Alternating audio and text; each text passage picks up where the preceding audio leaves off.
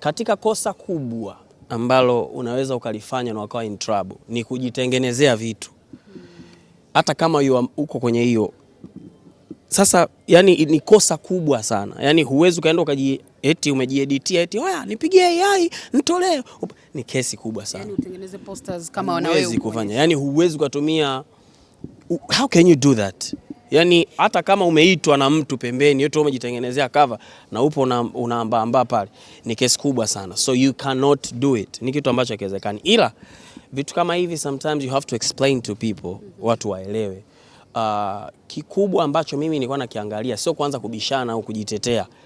Onyesha mkataba, onyesha picha. I'm too old for that. Lakini naamini kwamba tunakuwa tuna inspire pia watu wengine. Alafu ukifanya ile show watu wanashindwa kujua. Ile show ukifanya unakuwa unaifungua industry yako wewe. Mtu akiona huyu Rayvanny ana perform atataka anifuatilie. Akikufuatilia anakutana na wasanii wengine ambao related to you. Si unanielewa?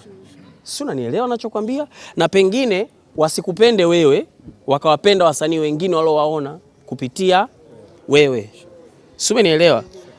Kwa hiyo as I'm talking to you right now, FIFA wamemfollow Diamond. Kupitia wewe. FIFA World Cup, sitaki kusema kupitia mimi. Na nilikuwa nakupa tu mfano uelewe, yani kwamba wamemfollow. How? So you have to know kwamba yes, wamemfollow. Ukienda ukaangalia wamemfollow. Kwa hiyo mtu anaweza kaingia pale kaingia kuta nifanye nyimbo na Mario, nilifanya nyimbo na Harmonize, kuta nifanye nyimbo na nani wakakufahamu watu wengine, wakawafahamu watu wengine kupitia wewe.